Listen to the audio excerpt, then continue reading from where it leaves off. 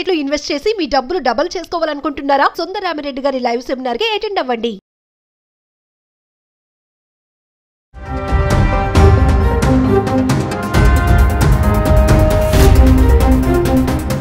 నమస్తే, welcome back to Suman TV. Present మనతో పాటు ఉన్నారు అనలిస్ట్ మందర్ కృష్ణారెడ్డి గారు. నమస్తే సార్. నమస్తే అమ్మా.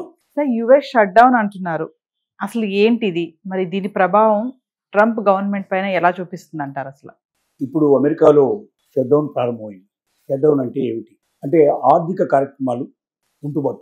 అంటే కరెక్ట్గా చెప్పాలంటే అమెరికా ప్రభుత్వం ఆర్థికంగా ఎంత డబ్బు అవసరం పడుతుందో, తమ ఆర్థికంగా ఏమేమి కార్యక్రమాలు చేపడుతున్నారో, ఎలాంటి ప్రోగ్రామ్ చేయబోతున్నారో, వాటన్నిటికి ఎంత డబ్బు ఖర్చు అవుతుందో దానికి ముందుగానే అనుమతి తీసుకోవాల్సి ఉంటుంది. సెనెట్, అక్కడ ఉన్నటువంటి పార్లమెంట్ ఏదైతుందో సెనెట్ లోపల ఇలాంటి నిర్ణయం తీసుకోవాలి. డెమోక్రాట్లు అక్కడ రిపబ్లికన్స్ ఇద్దరు ఉన్నారు. రెండే పార్టీలు ఉంటాయి అక్కడ. మిగతా పార్టీలన్నీ అక్కడ పెద్ద లెక్కలో పెట్టడం. ఆ రెండు పార్టీలతోటే నడుస్తుంది అక్కడ. 2 పార్టీ వ్యవస్థ అక్కడ నడుస్తుంది. కానీ అక్కడ కావాల్సిన మెజార్టీని సాధించుకోకపోవడం వల్ల ఆ బిల్లు పాస్ కాదు. ఇప్పుడు ఆర్థిక సంబంధమైన బిల్లు పాస్ కాదు. అప్పుడు ఏమవుతుందంటే డబ్బులు రిలీజ్ కావు. వేటికి రిలీజ్ అవుతాయి అంటే అత్యవసరమైన సేవలకు మాత్రమే డబ్బులు రిలీజ్ అవుతాయి. మిగతా వాటన్నిటికీ రావు. జీతాలు, బత్యాలు ఇవన్నీ కూడా ఆగిపోతాయి ఎక్కడికక్కడ. ఫలితంగా 40% ఆఫ్ ది ఎంప్లాయీస్ సెలవుల మీద బలవంతంగా వెళ్లాల్సిన పరిస్థితి ఏర్పడుతుంది. 8 లక్షల మంది సుమారుగా సెలవుల మీద వెళ్తారు. అంటే ఆ 8 లక్షల మంది చేసే కార్యక్రమాలన్నీ కూడా ఆగిపోతాయి కంప్లీట్గా.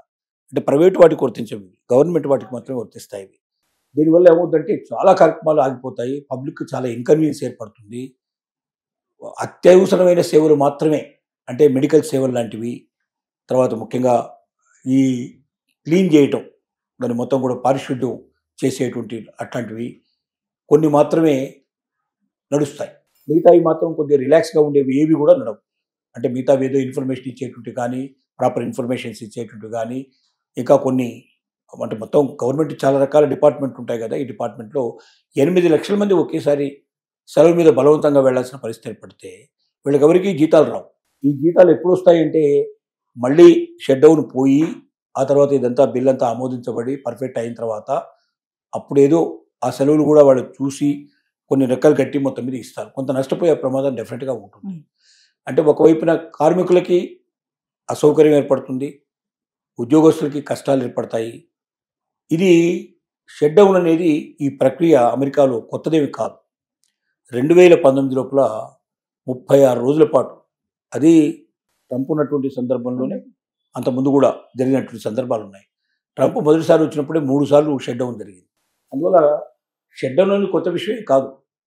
కానీ షట్ డౌన్ వల్ల ఏమిటి నష్టం అంటే ఈసారి షట్ డౌన్కి మిగతా షట్ డౌన్కి తేడా ఏమిటంటే ఈసారి షట్ డౌన్ లోపల అనేక రకాలుగా పబ్లిక్ ఇప్పటికే ఇన్కన్వీనియన్స్ ఎదుర్కొంటున్నారు.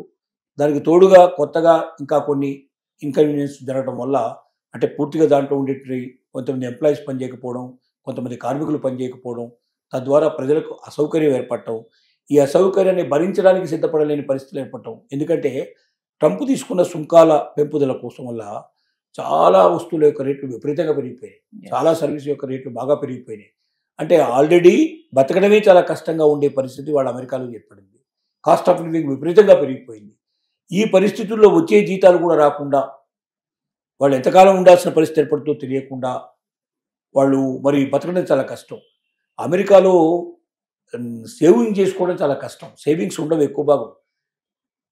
మండే టు ఫ్రైడే గాడిదలాగా ప్యాకేజ్ చేస్తారు. సాటర్డే సండే వీక్ ఆఫ్ అంటారు. ఈ వీక్లీ ఆఫ్లో గుర్రాల్లాగా పరిగెడతారు, విపరీతమైన ఎంజాయ్ చేస్తారు. అంటే వచ్చినట్టుగానే ఖర్చు పెట్టుకుంటాం తప్ప, ఎందుకంటే ఆఫ్టర్ 60 ఆటోమేటిక్గా వాళ్ళని గవర్నమెంట్ పోషిస్తుంది. కాబట్టి వాళ్ళకి ఏంటి 60 తర్వాత సంపాదించలేని పరిస్థితి ఏర్పడడం కూడా గవర్నమెంట్ చూసుకుంటుంది. కాబట్టి 60 ఏళ్ళ దాకా ఎలాగో సంపాదించగలిగే కెపాసిటీ ఉంటుంది. కాబట్టి సంపాదించు, ఖర్చు పెట్టు, నిలవలే ఉండవు. కాబట్టి ఒక్క నెల జీతం రాకపోయినా అలల్లాడిపోయే పరిస్థితి ఏర్పడుతుంది. అలాంటప్పుడు మరి గతంలో అత్యధికమైన రోజులు షట్ డౌన్ లోపల 36 రోజులు ఉన్నాయి. కాబట్టి ఆ 36 రోజుల కన్నా ఎక్కువగా ఒకవేళ జరిగినా కూడా ఒక నెల జీతం రాకపోయినా లక్షలాది మంది అల్లల్లాడిపోయే పరిస్థితి ఏర్పడుతుంది. వాళ్ళ జీవిత విధానం చాలా కష్టంతో కూడుకున్న పని. కాబట్టి వాళ్ళ అమెరికన్ గవర్నమెంట్లో ఉన్నటువంటి ఎంప్లాయీస్కి బాధ. రెండోది, ఆ ఎంప్లాయీస్ వల్ల పొందుతున్నటువంటి సౌకర్యాలు మొత్తం ఆగిపోతాయి. పబ్లిక్ కూడా చాలా ఇన్కన్వీనియన్స్ ఏర్పడుతుంది. చాలా కార్యక్రమాలు షట్ డౌన్ అయిపోతాయి, మూతపడిపోతాయి. ఆ మూతపడిపోవడం వల్ల ప్రజలకు సరైన సమాచారం దొరకదు. ప్రజలు చాలా ఇబ్బంది పడిపోతారు. వాళ్ళకి ఏం కావాలో అది కరెక్ట్గా తీసుకోలేని పరిస్థితి ఏర్పడుతుంది. ఇలాంటివి అనేక రకాల ఇబ్బందులకు ప్రజలు లోనవుతారు. ఇది షట్ డౌన్ యొక్క మహత్యం. ఈ షట్ డౌన్లోంచి ఎంత వీలైతే అంత తొందరగా బయటికి రావాలనేది కోరిక. దానికి ఏం చేస్తారంటే వీళ్ళు ఇచ్చినటువంటి సమర్పించిన బిల్లులో కొన్ని మార్పులు తీసుకురావడం కన్నా ప్రయత్నం చేస్తారు, లేదా ఎవరైతే ఒప్పుకోవడం లేదో వాళ్ళని ఒప్పించే ప్రయత్నం చేస్తారు.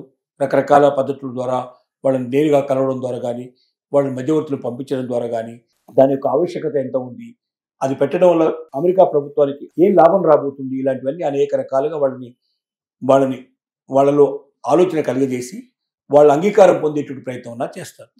లేదంటే వాళ్ళు ఏవైతే అబ్జెక్షన్ చెప్తున్నారో అబ్జెక్షన్ చెప్పినన్ని దీంట్లోంచి తీసేసి మళ్ళీ ఫ్రెష్గా బిల్లు తయారు చేసైనా వాళ్ళు ముందుకు పెడతారు. దాన్ని అలాగ ఆమోదించుకునే అవకాశం ఉంది. ఏది ఏమైనప్పటికీ షట్ డౌన్ వల్ల మన భారతీయులకు చాలా పెద్ద గొప్ప నష్టాలు ఉండవు. అయితే ఈ సమాచారం దొరకని పరిస్థితుల్లో కొన్ని డిపార్ట్మెంట్లో వాళ్ళు పొందాల్సిన సమాచారం ఇన్ టైంలో దొరకపోవడం వల్ల వచ్చే ఇబ్బందులు తప్ప మిగిలినటువంటి ఇబ్బంది. ఎందుకంటే మన వాళ్ళందరూ ప్రైవేట్ జాబ్లో ఎక్కువ చేస్తారు, గవర్నమెంట్ జాబ్లో ఉండేవాడు చాలా తక్కువ, వెరీ వెరీ రేర్ పర్సెంటేజ్. కాబట్టి ఎక్కువ భాగం ఎవరైతే అమెరికన్ పౌరులు ఉన్నారో అక్కడ లోకల్గా వాళ్ళు గవర్నమెంట్ జాబ్లలో కూరుకుపోయిన వాళ్ళు చాలా మాగ్యం ఉన్నారు. కాబట్టి వాళ్ళకి ఎక్కువ ఇబ్బంది కలిగే అవకాశం ఉంది.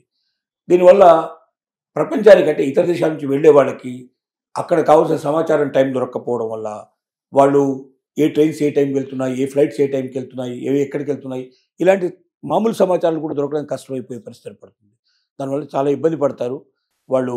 అలాంటి ఇబ్బందులు కలగకుండా షట్ డౌన్ ఎంత తొందరగా క్లోజ్ అయితే అంత తొందరగా అక్కడ ప్రభుత్వానికి మంచిది, ప్రజలకు మంచిది. దానికోసం వాళ్ళు సత్వర నిర్ణయాలు తీసుకునే ప్రయత్నం. దీనికి అందరికీ కారణం ఈసారి ట్రంపే అని చెప్పాలి. ట్రంప్ చేసే విధానాలు, ట్రంప్ మొదటిసారే ఇవి ఏవీ లేకపోయినప్పుడే 3 సార్లు మూతపడిందంటే, షట్ డౌన్ వచ్చిందంటే, ఈసారి ఎన్ని షట్ డౌన్లు వస్తాయో చెప్పడం చాలా కష్టం. షట్ డౌన్ వచ్చినప్పుడల్లా కొంత నష్టపోతుంది ప్రభుత్వం, ప్రజలు కొంత నష్టపోతారు, ఉద్యోగులు ఇంకెక్కువ నష్టపోయే ప్రభుత్వం జరుగుతుంది. ఇలాంటి ప్రయత్నాల నుంచి బయటపడాలంటే ట్రంప్ తన విధానాలు మార్చుకుంటేనే అన్ని అమల్లోకి వచ్చే అవకాశాలు ఉన్నాయి. మళ్ళీ అమెరికా ఒక పద్ధతి ప్రకారంగా చక్కగా ఆర్థిక వ్యవస్థను పుంజుకోగలిగే అవకాశం ఉంటుంది. Thank you.